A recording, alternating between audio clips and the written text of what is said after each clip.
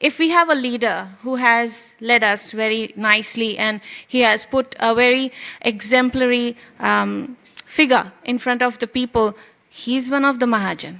So kind of like, it's not been stated by scriptures, but I'm saying an example. So we put him as a Mahajan. So in Bollywood, say suppose someone is been doing things correctly, people follow him.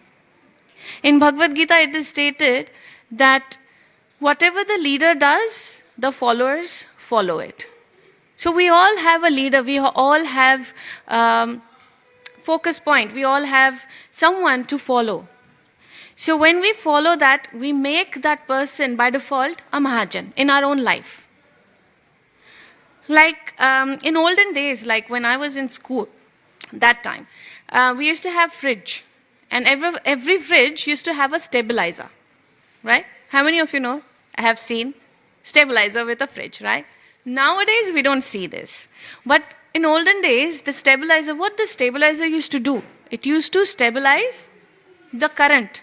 Because back in those days, the DC, the direct current which used to come to our household, it used to fluctuate from 230, 240 or sometimes 260. It used to fluctuate. And fridge in those days used to be one of the very precious in a household. And that precious thing cannot take these fluctuations, like sometimes very high, sometimes very low. So to manage that fluctuation, we used to buy another small device which was a stabilizer. And the stabilizer, only the work of stabilizer was to stabilize the electricity, the flow of electricity to the device, which is fridge.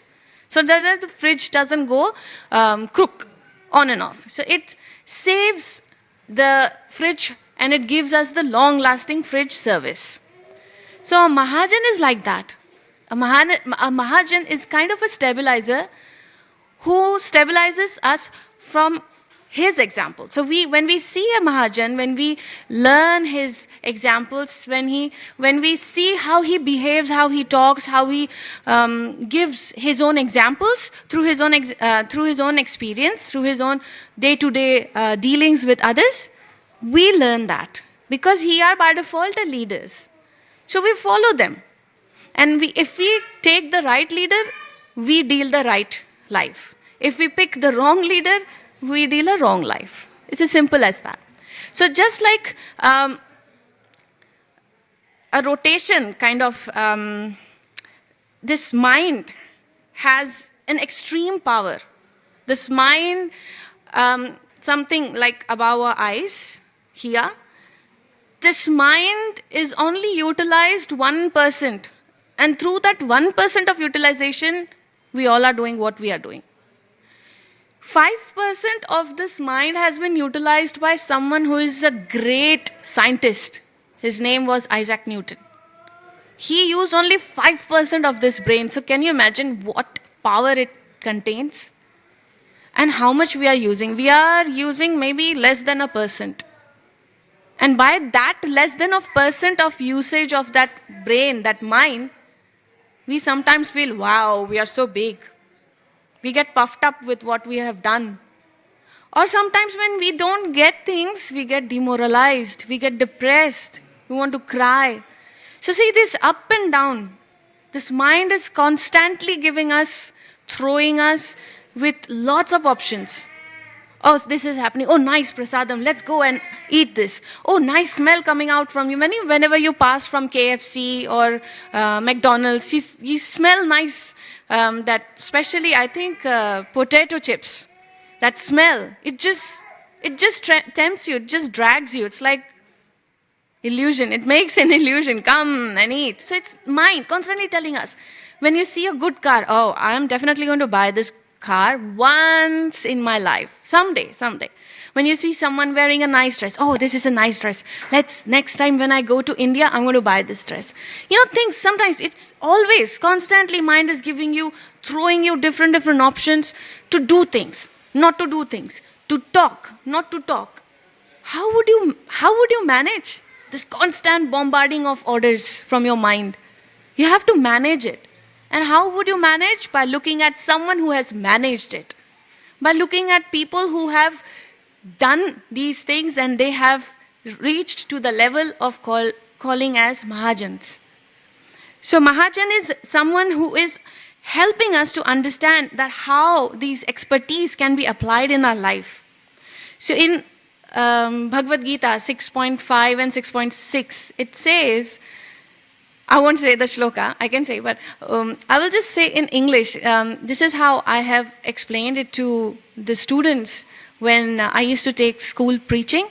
And it's very simple. It's like, sometimes my mind is my friend, sometimes my mind is my foe. When he's my friend, he takes me high. When he's my foe, he brings me low. So it's a plain English, right? So if you train your mind properly, it will be your good friend. But if you are running as per what your mind is telling you, your biggest enemy is your own mind only. You don't have to look here and there to be an enemy. To be your good friend is to have the mind trained in your control. If you are going as per the mind's control, you don't have to look for any enemy. It's within you. That's why we say Ravan used to be in a different country. But nowadays Ravan is within ourselves only. We have the good Rama potency as well, and we also have the Ravan potency as well.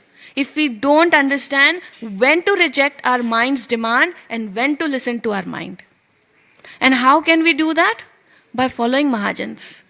Because mahajans have shown in their example that how we should handle this constant bombarding of orders by our mind, and how we should walk in a path of dharma. Now, what is dharma? Dharma is a very big and gross topic to talk on. But in a very simple words, if I have to say, dharma is not religion. It's not talking about religion. Religion is made by people like us in this world.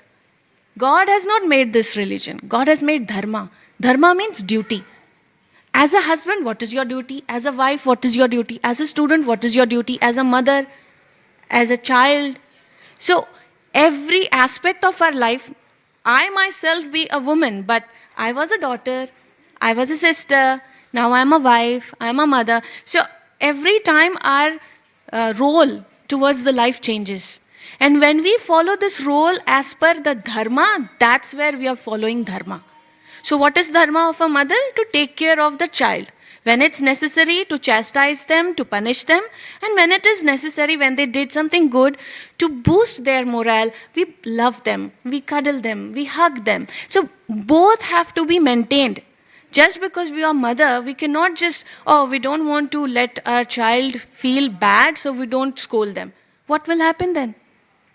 They will go waste. They will go on a very bad path. They won't understand what wrong, what good needs to be done, because mother is not correcting them. So that is a dharma of a mother. Same way as a husband also has a dharma. A brother also has a dharma. So everyone has a dharma. It has nothing to do with religion, what Christianity or Hinduism or any other religion you are in. So based on these dharma, based on what a human should be doing in his life, a mahajan is stand straight to show everyone that this is what the dharma is telling about, and this is what I have followed in my life. So do you, because even I am a human who has 2 hands, 2 legs, so do you. So why not you can do it? So when we follow them, that's where we going in a right direction. A mahajan is also like 1 in 1,000 people. So I'll go back from the start of the creation. So when Lord created, they have not only created human, they have created 8.4 species of life. Different life. Like small microorganism, an ant, cockroach, tree, aquatic animals, birds, humans. So out of 8.4 million species, 4 lakh, which is in Hindi, we say 4 lakh, it's 400,000 human. There are different varieties of 400,000 human. So human species, and there are 400,000 different varieties of human species. And out of 400,000 different varieties of human species, only 40,000 are in this earth who are living, like you and me. And out of that 40,000, only few who understand that life is not all about material enjoyment, sensual enjoyment. It is also about connecting with the Lord. How we connect with the Lord, that's the main goal of a human life. And a person who understands that, he goes to maybe temple, different, as I said, there's no religion, but then he goes to religion, different follows religion, and that's how they go to a level to understand the love of God. And out of those many people, only few understand Krishna Bhakti. And these stalwarts are one of those. Mahajans are one of those. So I'm just repeating, today's topic is about 12 Mahajan. And it's really, I don't have the eligibility and the capacity to explain and narrate about these great stalwarts, Mahajans, but I will try. So before we try and jump into who these 12 Mahajans are, I just wanted to give a fair bit of idea of who are Mahajans, why we call them Mahajans, and why they are called as Mahajans. So in Srimad Bhagavatam, there is a very nice verse which says how many people are there as a Mahajan and why we follow them and who is telling to whom. So a good Mahajan is a one who teaches us how to regulate our thoughts. The mind is constantly bombarding. You with your intelligence have to correct the mind or listen to the mind. And a Mahajan also keeps us in the belt of sanity. So whether you're a married woman or an unmarried woman, sanity has to be maintained at every level. And it's not just for women, it's also for men. Sanity is for everyone, every human being. If you are in a platform of sanity, automatic confidence comes up. You would understand what is good and what is bad, and you can weigh them through your experience, through the sanity. So a Mahajan who always keeps us in the belt of sanity. Sometimes when we get everything like good, success, nice car, nice house, everything, we boost up. And sometimes we don't get anything, or what we have planned for, we don't get it, we go down. So this up and down of mind has to be controlled. So they teaches us how to control this one. It's very hard when people always say about whenever we are going through bad phase, we go depression. But the main point is when we get success also, there is a fall down. When we get success, when everything goes smoothly, we boost up, we get proud. And through pride, we are actually falling us down, we don't realize that. So maintaining the success and maintaining the non-success is also important. So these Mahajan teaches us how to maintain these two things. And they also have the potential to, through their experience, how they have actually followed these things in their life. So in Bhagavad Gita also, when Arjuna was telling, I don't want to fight, I don't want to kill. So there's an entire chapter in Bhagavad Gita, chapter 1. It's all about Arjuna telling no, giving different reasons, excuses. And from chapter 2, 2.11, when actually Krishna starts speaking, and in 2.13, just 2 shloka after, Krishna is talking about how important is to understand our identity. So, dehino asmin yatha dehe, kaumaram yauvanam jara, tatha dehantara praptir, duras tatra namuhiyati. So, it's the identity that your body, you need to understand you have a body. And how important Lord has kept this, that through the body only you have to cross this ocean of birth and death.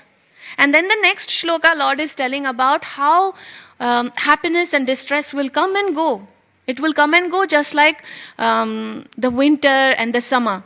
Does the winter stays for all time? No. Winter changes. After winter, something comes, then something comes, then summer comes. It goes on going. It keeps on going. It doesn't stop.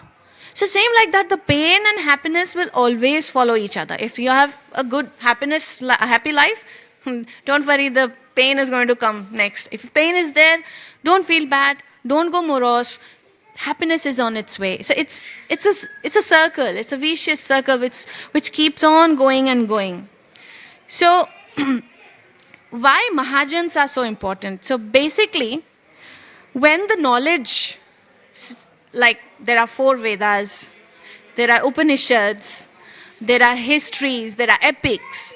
When all these things were first told by the Lord to his son, and then it was carried forward, which we call as disciplic succession, it is very secretive. This knowledge is not easy to understand. If anyone says that, Hare Krishnas are only based on Bhagavatam and Bhagavad Gita. So we all know this is Bhagavad Gita, right? How many of you know there is Bhagavatam as well? Srimad Bhagavatam. Sorry, I can't see the hands. Oh, okay, quite a few. Okay, so there is another book called Srimad Bhagavatam. It's not just one book. There are like more than 18. It's a series of books. So people who like to read series, like I have seen the teenagers nowadays, they want to go for series. Go for Srimad Bhagavatam.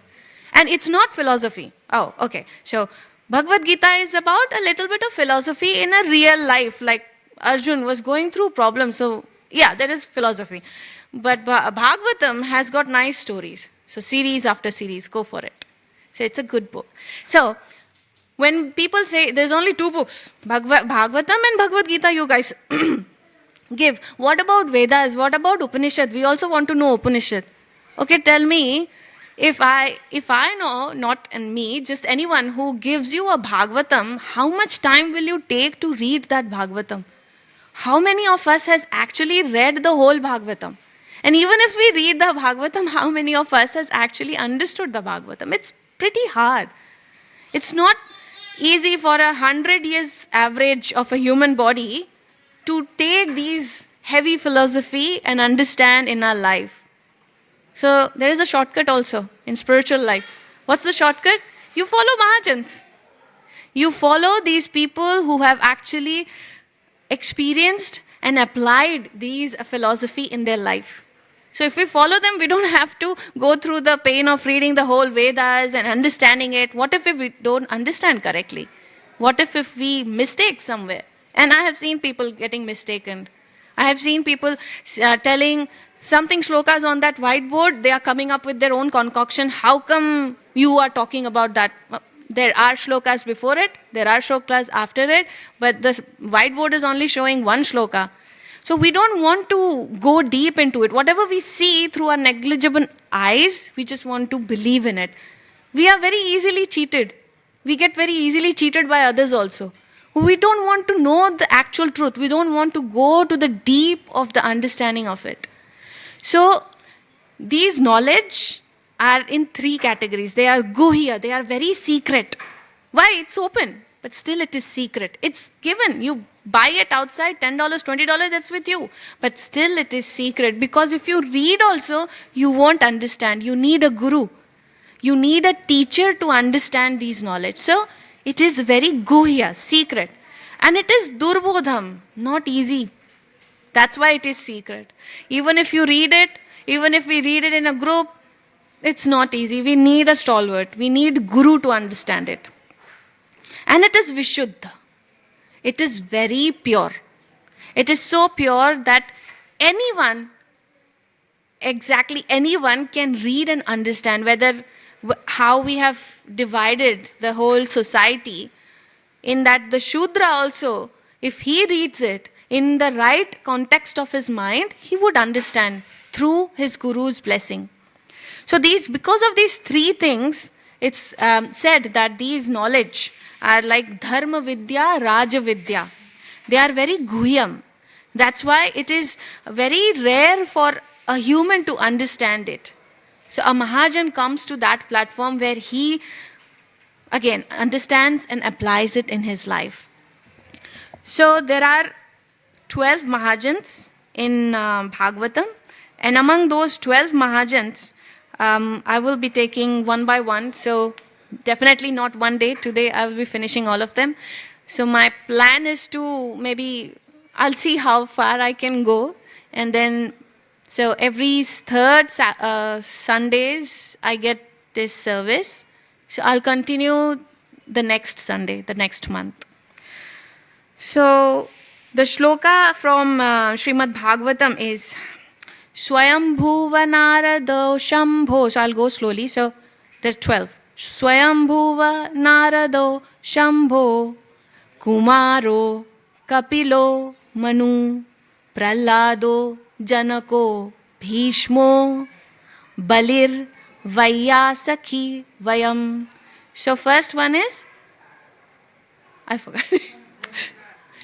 Swayambhuva. So Swayambhuva, who is born, who is born from himself. So that is Brahmaji. Swayambhuva Narado. Narado is Narayana, our great Narad Muni. Narado Shambho. Shambho is Shiva. Shiv Bhagwan, Mahadev, Shiv Shankar. Then Kumaro, 4 Kumars. The first children of Brahma. 4 Kumars. Kumaro, Kapilo. Kapil is a Muni, and he is son of Mother Devahuti and Kardama Muni. Kapilo, Manu. Manu is the first son of Brahma who has procreated these humans in earth. Manu. Prahlado. So Prahlad is Hiranyakashipu's son, great Prahlad. Prahlado, Janako. Janak is Sita Maiya's father. Janako, Bhishmo, our great Bhishma Pitama. So Panch Pandavs, great grandfather, Bhishmo. And then Bali. Bali is king of Danavas, but he is also called as one of the great stalwart mahajans. Bali. Then is Balir, Vaiyasakhi. Vaiyasakhi is actually Sukadev Goswami. So Sukadev Goswami is the speaker of great Bhagavatam. So Sukadev Goswami speaker is, sorry, what am I saying? Bhagavatam's speaker is Sukadev Goswami. So so it's been, his name is Vaiyasakhi. And Vayam means we all. So basically this shloka is actually being told by, please help me. This shloka actually is being told by Dharmaraj, the god of death. Yamaraj, thank you. Yeah. So Yamaraj. So Yamaraj is actually been asked by his Yamadutas. They were actually very sad. They went to Yamadutas, saw epic where they were actually going to take the soul out of the body, but they couldn't take. And that made them really agitated. They felt very sad and morose. So they went back to Yamaraj and said, Lord, we used to think that you are the Lord of this universe, and we couldn't do with this particular soul. Why? So that's when Yamaraj is telling there are not just me, there are 12 mahajans like me. So that's why he's saying at the end that Valir Vaya Sakhi Vayam. So we all are great mahajans. So that's why that Vayam is coming, where actually Yamaraj also stands in one of the 12 categories. So today we will be talking on Brahmaji. So I'll just do a prayer.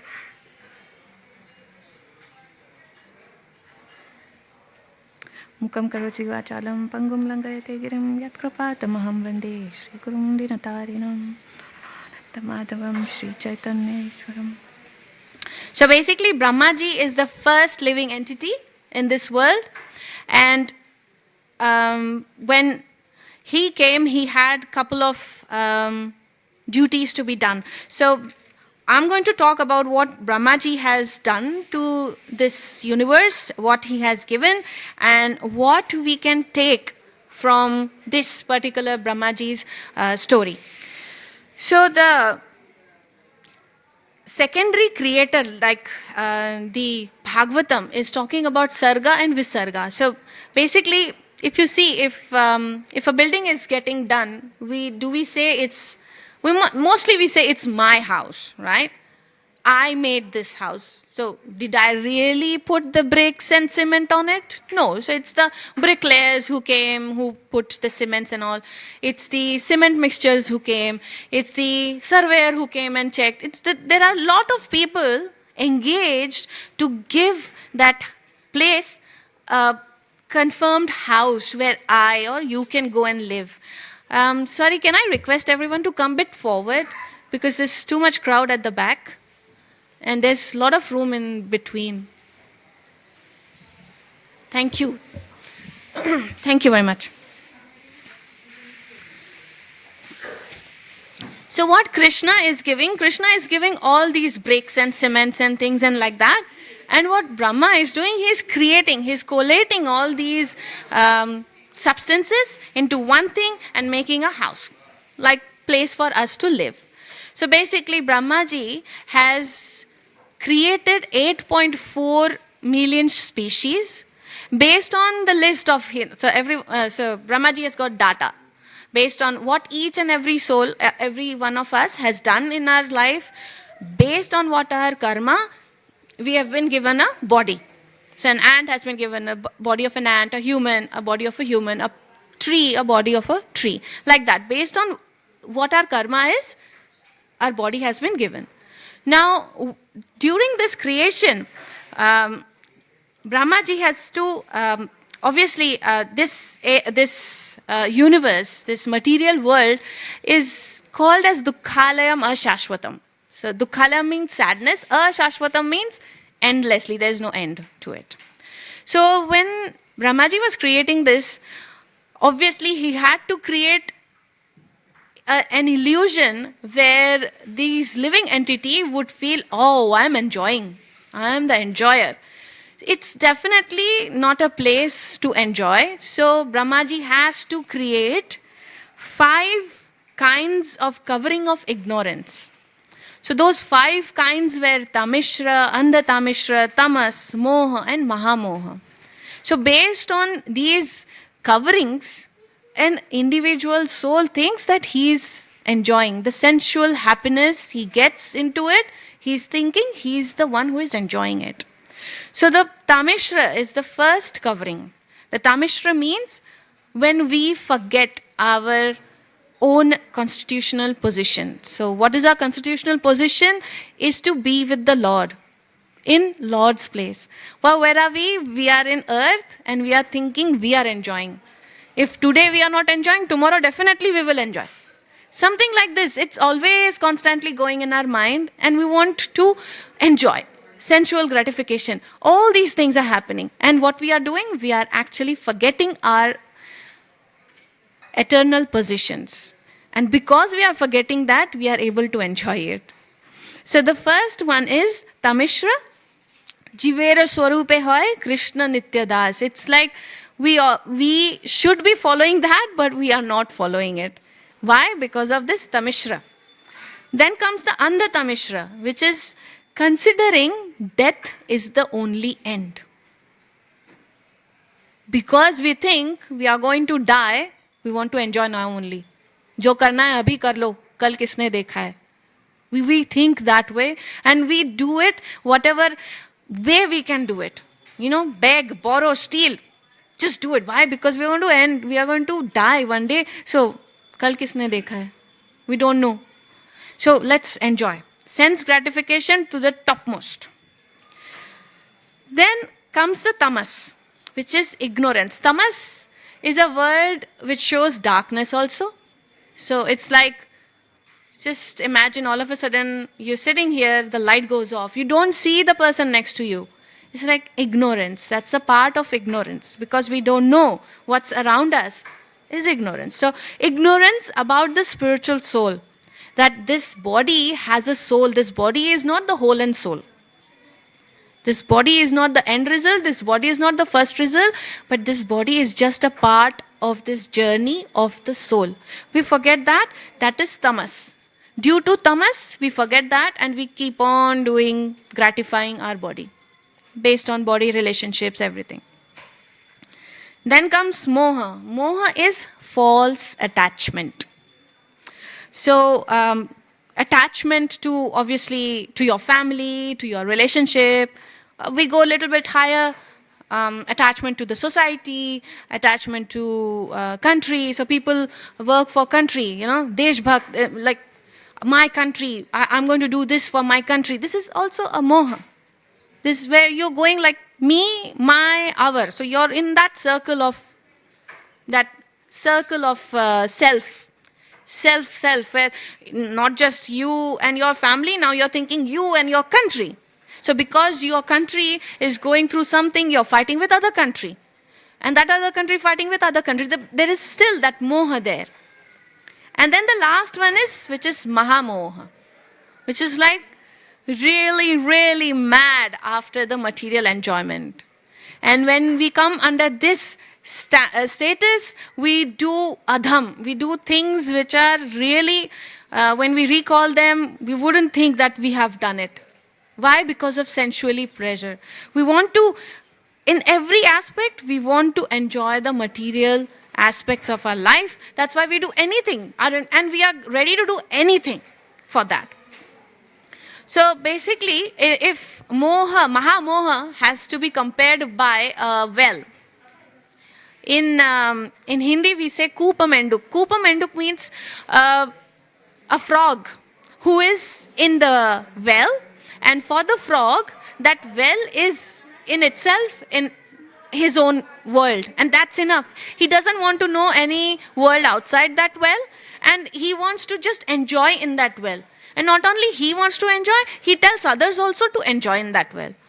So that moha koopa, the andha koopa, which has got walls all over, and you don't want to see the world other than what you are seeing. You're just enjoying there. All of a sudden, if there are 4 ropes coming down from that well, which is called as the 4 sampradayas. So these 4 sampradayas are actually saving us, saving the humans from these 5 coverings of illusion. So when these 4 sampradayas, which are like Brahma sampradaya, Kumar sampradaya, Shiva sampradaya, and Shri sampradaya. So these are the 4 pillars of our dharma. And we follow as per our own understanding, we follow them. And the mahajans help us to follow these sampradayas. So basically, after understanding what are the illusion covering, we must be thinking that why Brahmaji has done this? It's not through his own wish he has done it. It's because he has to do it. If he doesn't do it, then we wouldn't understand that this is the place of enjoyment. We would be in illusion. To put us in illusion, because we wanted to be in illusion, he had to create these 5 coverings of illusion. And through these 5 coverings, we slowly understand by looking into the mahajans, how their life, how they deal, we grow about it. So we catch one of the sampraday's rope, and then they pull us out. Then we see, oh, there's a world outside as well. There's light as well. It's not necessary we have to be in the dark. So through these sampradayas, we learn how the characteristic of a human and how the dharma should be followed. So from Brahmaji's life, I will be taking few qualities. I don't think so I will be able to finish it. So the first quality is honesty. So accepting honesty is like when you accept your faults, when you accept your limitations. Like when your child comes to you, and for a child, their parents are the one-stop shop. So whatever they want to ask, they think their father is the most strongest, they think their mother is the most beautifulest, things like that. So when they come to a parent and parents say, listen to them, and the parent understand, oh, this is not in my capacity. When the parent doesn't want to say it, but when they say it, that is called honesty. that, hey, I know you're asking this, but this is not in my capacity. How about we do it this way or that way? You make your own way arrangements through your understanding with your child. So that is an honesty. So accepting your faults and limitations. And Brahmaji is the ruling deity of passion. So there are three modes: passion, ignorance, and goodness. So there are Trinity. So like how we say Trinity, three expert deities who are ruling these modes. One is mode of passion, which is been taken, ruled, and taken care by Brahmaji. So he is the ruling deity of mode of passion. Um, in Bhagavatam also, when Brahmaji creates, and when through his creation, when he looks back, he sees that, wow, he has really created a nice world. So Narad Muni says to Brahmaji that, wow, what a nice creation you have created. But there also Brahmaji very subordinately and very humbly says that it's not me who has created. It's same like an example of the house. If I say that it's my house and I have made this house, definitely I haven't put the bricks and cement together.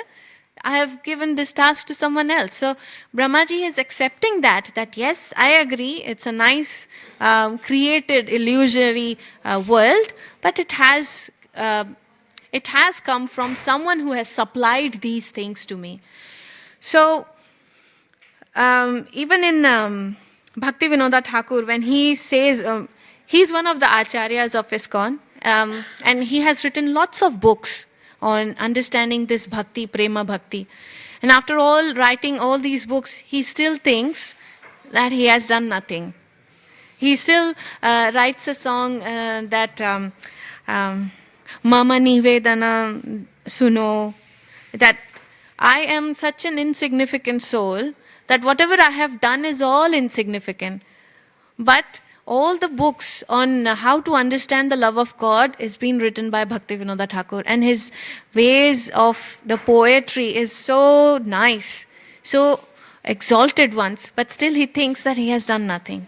So it's the humility, the humbleness, and the honesty of the acharyas who think that after doing so much, still they think they have done nothing. So we need to learn this in our life also, that when we achieve something, it's not us who is doing this. It's not us who has achieved it. It's the great power given by the Lord to us. So we are not the one who is doing it. It's been made, or it's been done by someone else, a great power, the divine power. And we are just an instrument. So that's the first learning. The second one is Sharanagati. Sharanagati means surrender. How much you surrender when you get something, how much do you surrender that, yeah, it's not me, there is a factor in me which is letting me do these things.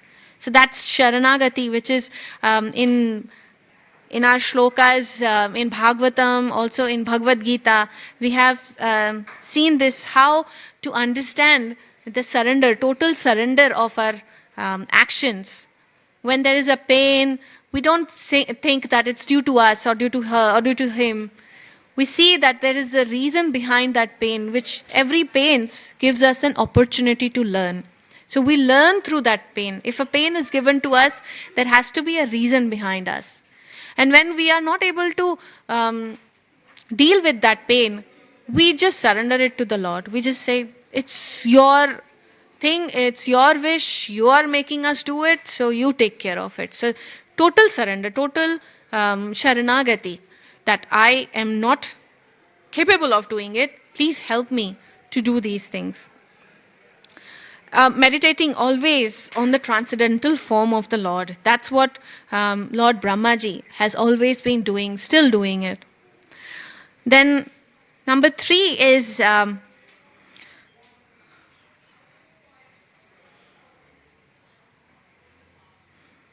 understanding the transcendental form. So those who who are in the Narakalok, they are only the one who cannot understand the transcendental form. It's pretty hard to understand the transcendental form of a Lord. When we see the deities, we understand it's a nice dress, it's pink and it's black border and things like that.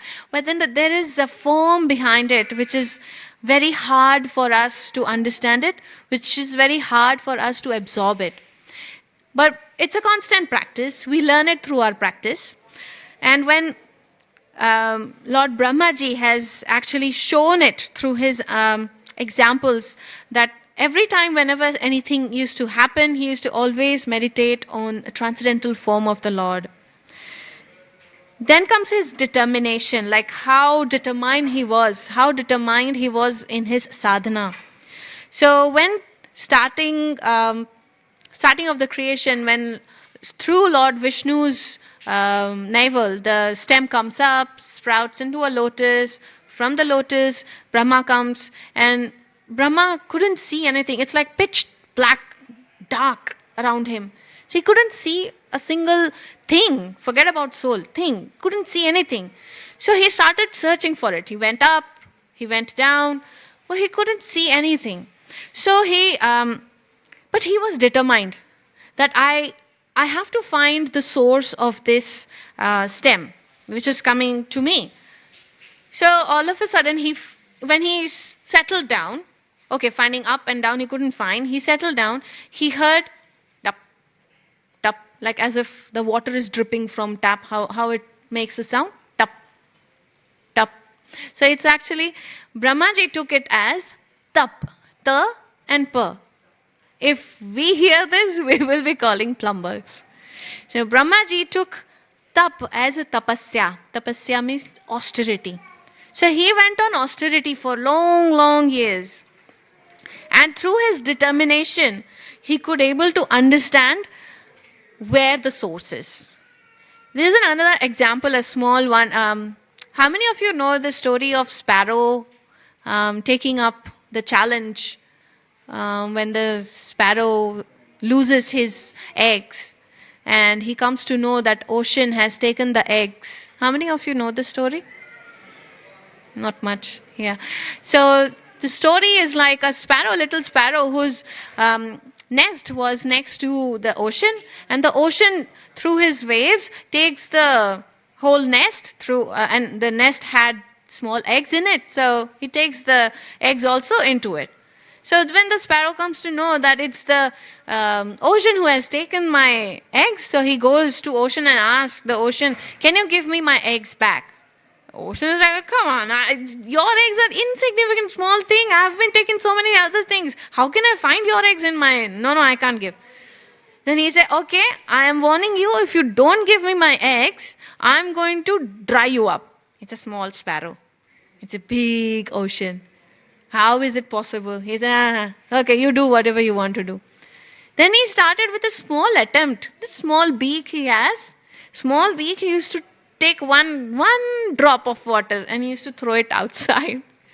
And determined. 1 day, 2 day, 3 day.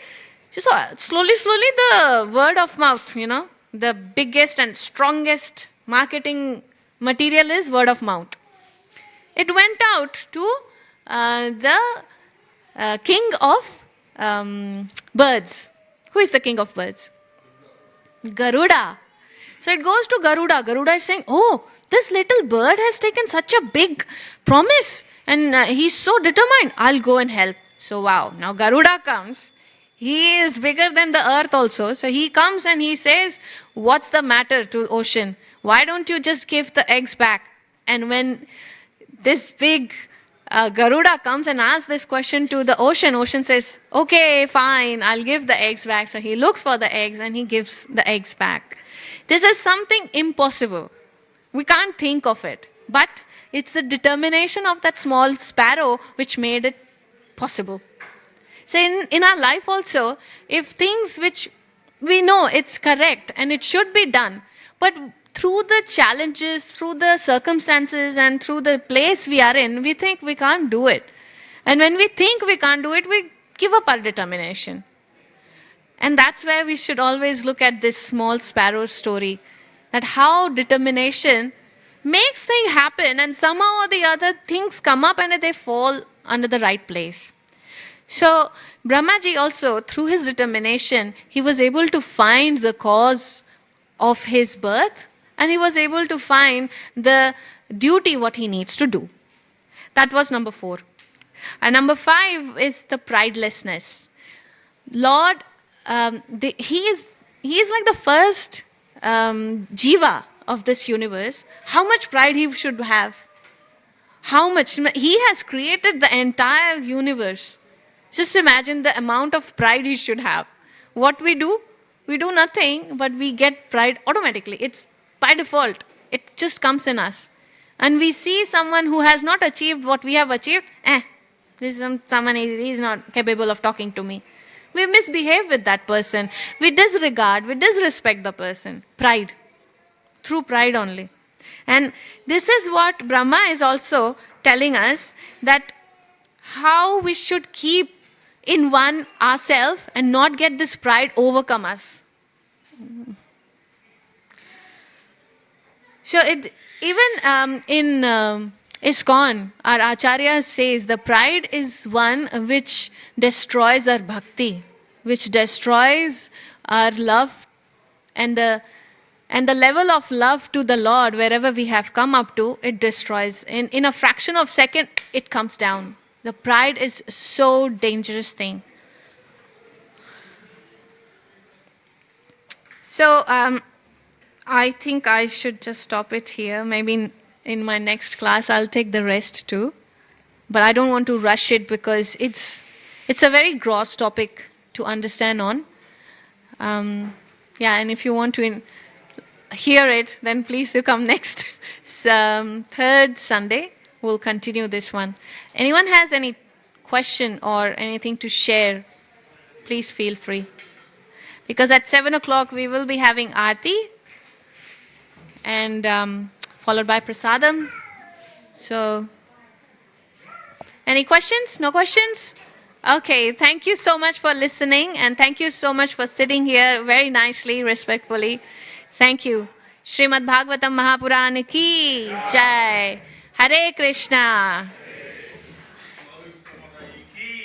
Jai. Sarva Bhakta Vrinda ki jai.